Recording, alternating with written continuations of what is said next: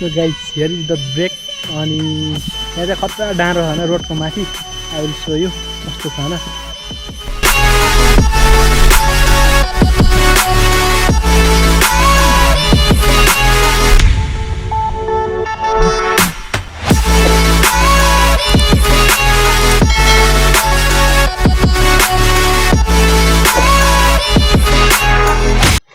So hello guys so welcome to my YouTube channel SR mix blog अनि आज चाहिँ म हटिया जाने काम परेको कारणले गर्दा सानो ब्लग बनाऊँ भनेर चाहिँ रेडी भइरहेको छु।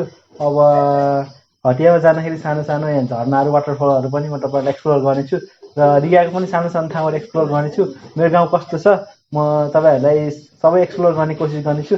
सो गाइज हेर्नु होला अनि प्रतिक्रिया दिनु होला अनि अस्तिको भिडियोहरूमा पनि लाइक सेयर गरिदिनु भएको छ अनि सब्सक्राइब पनि गरिदिनु होला। सो त्यही हो अनि र प्रतिक्रिया दिनु होला के कस्तो भइरहेछ। सो त्यही हो, let's enjoy the video guys. So guys I am heading to Galkot. मसँग चाहिँ मेरो सानो भाइ जान्छ अनि बाटो चाहिँ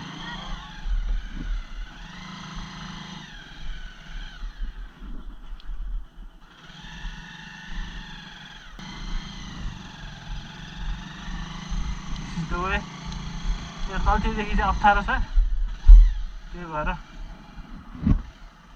दिस इज होम। अनि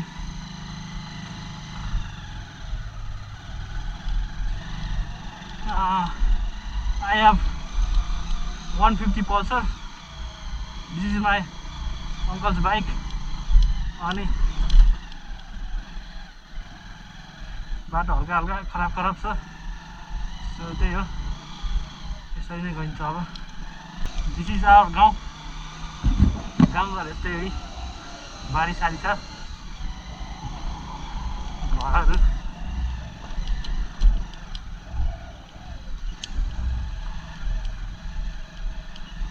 अनि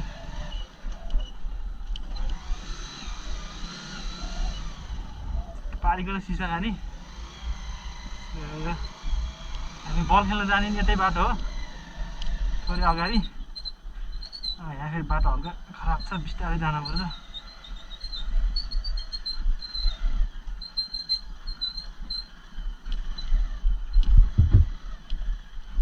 यो बाइक खासै एक्सपिरियन्स छैन मसँग, सो हल्का डर लागे जस्तो फिल हुन्छ।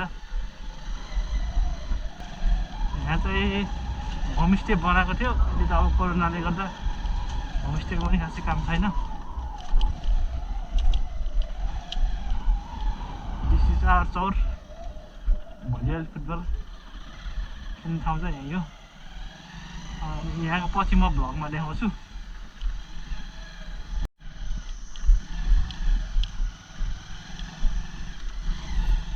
दिस इज आवर चौर, राङ्गानी चौर।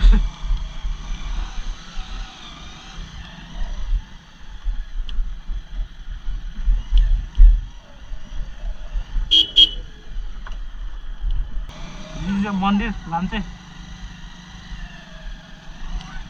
चाहिँ एउटा मन्दिर छ भनौँ,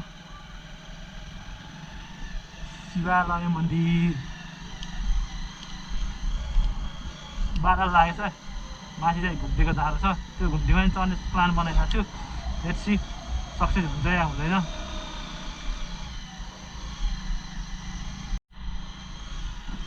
दिस इज ठुलो चौर। यहाँ चाहिँ एउटा यस्तो ठुलो खालको चौर छ, त्यसले गर्दाखेरि यसलाई चाहिँ ठुलो चौर भन्छ आई थिङ्क। ए ठुलो चौर के चौरी होइन, पोखरी पो हेर्छ अरे यहाँ चाहिँ। कहिले काहीँ के भइन्छ थाहै हुँदैन। चौर चाहिँ माथि छ। यहाँ चाहिँ डाँडामा पनि फुटबल ग्राउन्ड छ क्या। रिगाको एउटा विशेषता यो पनि हो नि त।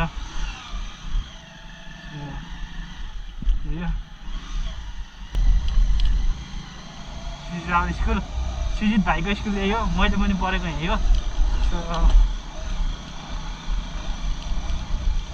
पहिला चाहिँ नयाँ नयाँ भवन चाहिँ बनाएको थिएन, अहिले चाहिँ नयाँ नयाँ भवन पनि बनाउनु लागेको रहेछ। त्यही हो। अनि यहाँ चाहिँ मन्दिर छ हाम्रो स्कुलको।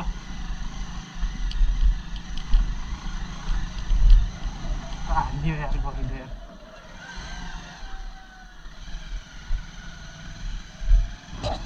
शिट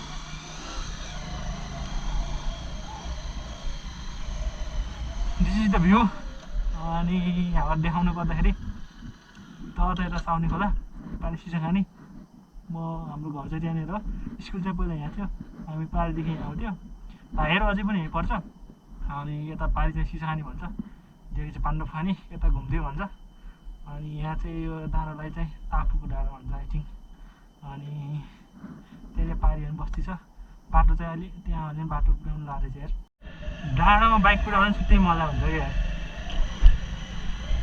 समुद्र यो रोड हाइएस्ट पोइन्टमै होला यहाँ यो एरियाको चाहिँ त्यहाँको माथि सबभन्दा माथि रोड छ नि त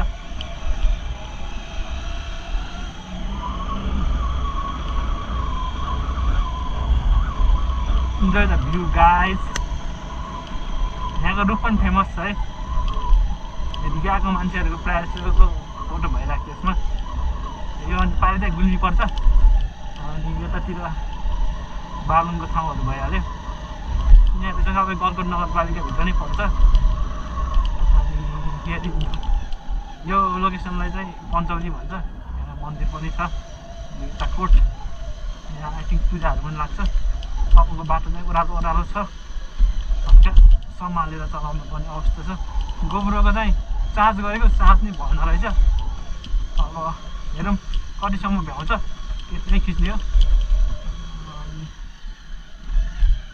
अनि एउटा कन्टेन्ट चाहिँ दिन्छ होला जस्तो लाग्छ मलाई एक्ज्याक्ट चाहिँ मलाई थाहा भएन वारियो पारिको छुट्टै एउटा भ्लग बनाउनु सोचिरहेको छु बेसी कहिले हुन्छ अनि आज चाहिँ तलतिर वाटरफलहरू देखाउँछु रिगामा नि वाटरफल रहेछ मलाई थाहै थिएन अस्ति भर्खर फोटोहरू हालेपछि बल्ल देखिरहेको थिएँ कि यतातिरबाट पनि बाटो खुलिरहेछ अर्को गाउँमा जाने अनि यो चाहिँ हाम्रो मेन रोडमा तल हाइवेमा निक्लिन जान्छ I'm taking this way so enjoy the view guys अस्ति चाहिँ पानी परेर मैले फर्किँदाखेरि एक घर आउँदाखेरि मैले खिच्नै पाएन यो भ्यूहरू चाहिँ अनि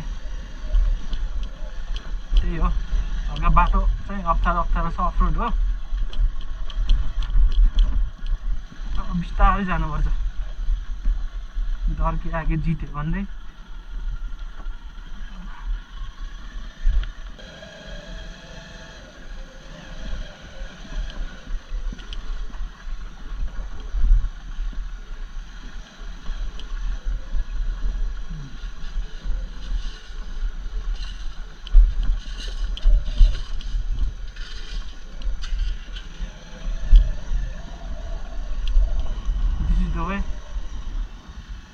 तल एउटा बाटो छ तर बाटो हल्का खटम छ बाटो छ तर हल्का खटम छ खास कुनाबाट हाल्नुपर्ने हो तर म सिन देखाउनलाई छेउछेउबाट हिँडिरहेको छु सिनको चक्करमा ज्यान जानु सक्छ साथी यहाँ चाहिँ अर्को पहिरो खसालेको छ सानो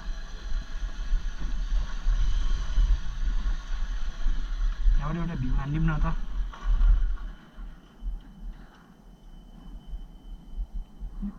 road this is the way गाउँ चाहिँ यता हो so guys here is the break अनि यहाँ चाहिँ खतरा डाँडो छ होइन रोडको माथि आई विल सो यु कस्तो छ होइन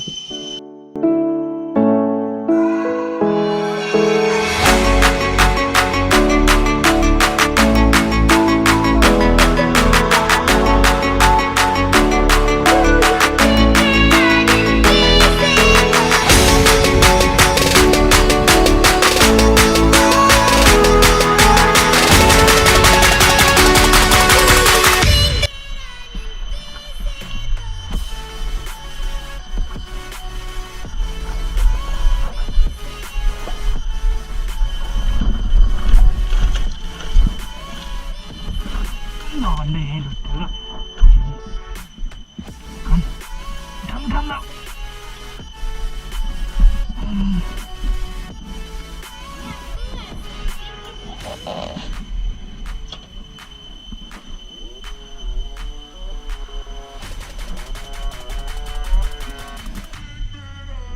तल गर्नुहोस् है तल गर्नुहोस्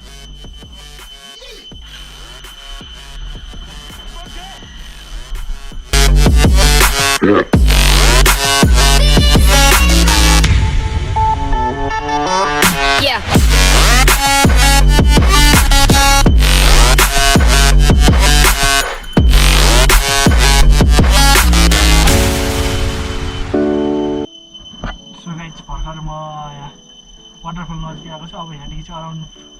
20-25 मिनट चाहिँ हिँड्नुपर्छ अरे।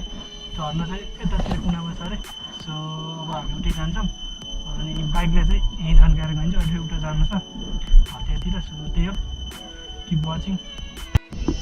सो गाइस अब चाहिँ हामी झर्नातिर लाग्नु लाग्यो अनि बाटो चाहिँ बिसिसु है। यहाँ चाहिँ सिजित भाइ चाहिँ हिँडिरहेछ, बाटो कडा छ यहाँ।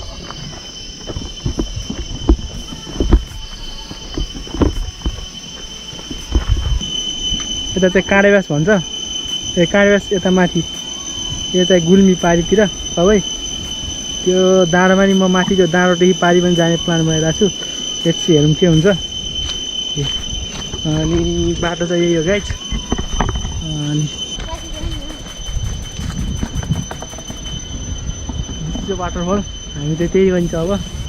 आई थिङ्क रोड चाहिँ यतादेखि सायद यता छ, तल चाहिँ पुरै खोज छ है। वाटरफल आई थिङ्क देखेछ होला जस्तो लागिरहेको मलाई।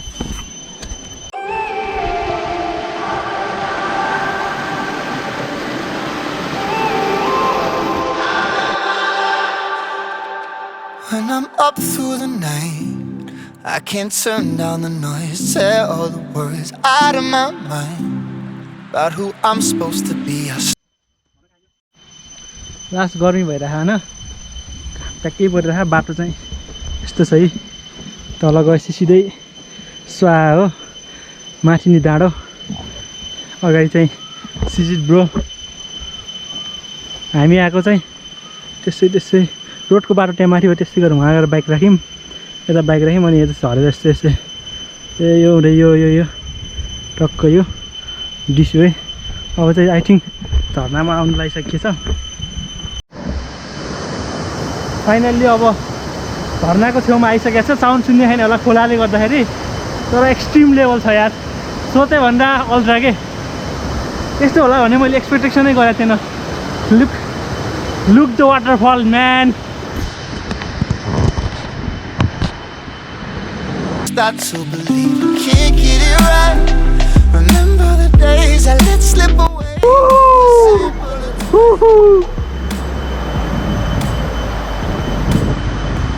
My lord, खतरा छ यार, खतरा।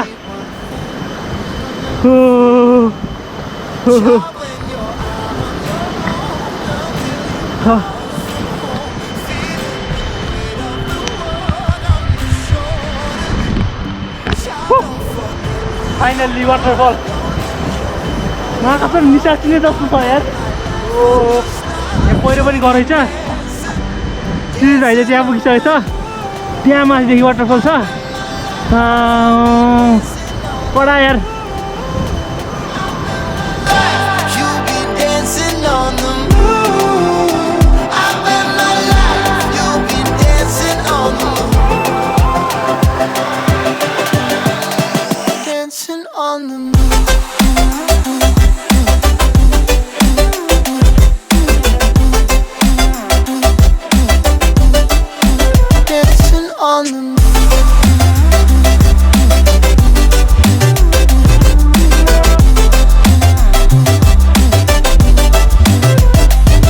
My compass was wrong, and I'm still on my way closer each day to where I belong. I'm still rolling the dice, praying sometimes it don't last that long. I'm losing my faith, I'm walking away from what you knew all along. Mama told me before you leave, if there's only one thing you remember from me, child, when you're out. Guys अब चाहिँ सिजित भाइ त्यहाँनिर जाने भने मलाई last डर लागिरहेको। फेरि सिजितले हजुर डरको त्यो भन्छ भनिरहेको। सो लेट्स ट्राई होइन, सक्छु सक्दैन त्यहाँनिर लास्ट हावा चलिरहेको त्यहाँनिर। So let's try. सिजित भाइ चाहिँ गइसक्यो, अब हेरौँ म।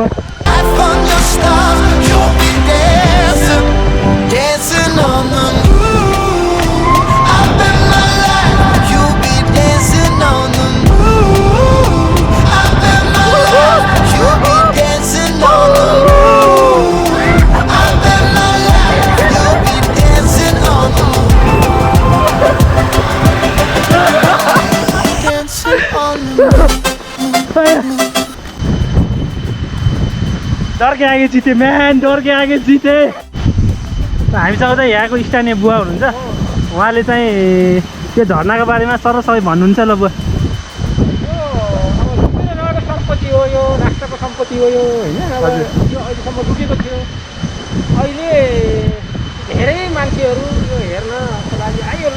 लकडाउनको कारणले धेरै युवाहरू घरमै भएको कारणले पनि होला, धेरै मान्छे अहिले साउनदेखि चाहिँ आए। अहिलेदेखि मैले यो लुकेर रहेको सम्पत्ति हो, यसलाई चाहिँ अब नगरपालिकाले सरकारले केही गर्ने हो भने हाम्रो पर्यटनको लागि पनि यसले काम दिन्छ। यो 12 मासे त यो नहोला होइन। अब कहिले पैसा अलिक सानो हुन्छ यो, 4-6 महिनालाई निकै राम्रो काम दिन्छ। अब उसबाट मध्यपालिका मानवबाट नजिक पऱ्यो। हजुर। र यो गलकोट नगरपालिका वार्ड नम्बर 9 र 11 को बिचमा पर्छ यो। यो निकै रमणीय, हाम्रो गलकोटको रमणीय स्थान मध्येको एउटा हो यो। त यसले अझै प्रचार पाएको छैन।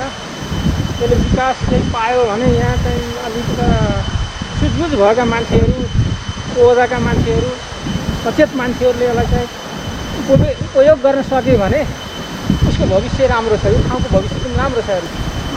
यो माथि जमा ढुङ्गो भन्ने छ, जमा ढुङ्गो भन्ने छ टपमा त्यो छ। त्यहाँबाट चाहिँ उनीहरू फर्केर हेर्दाखेरि उस्तै मान्छे त हेर्न सक्दैन। हेर्नुहोस्, यो विचित्र त देखिन्छ। त्यहाँ मान्छे एउटा ढुङ्गा है, माथि नै हो टपमा। टपमा हो सायद। यहाँ क्यामेरा अलिक ल बुवा धन्यवाद।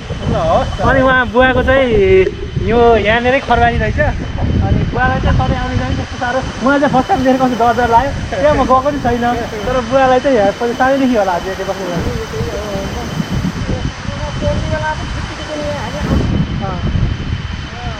रमाइलो लाग्छ, तर के हो भने यसको महत्त्व हाम्रा पुरा मानवले बुझ्नु भएको छ।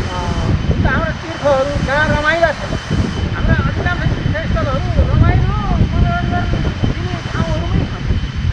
यो पनि एउटा चाहिँ मनोरञ्जन दिने ठाउँ हो।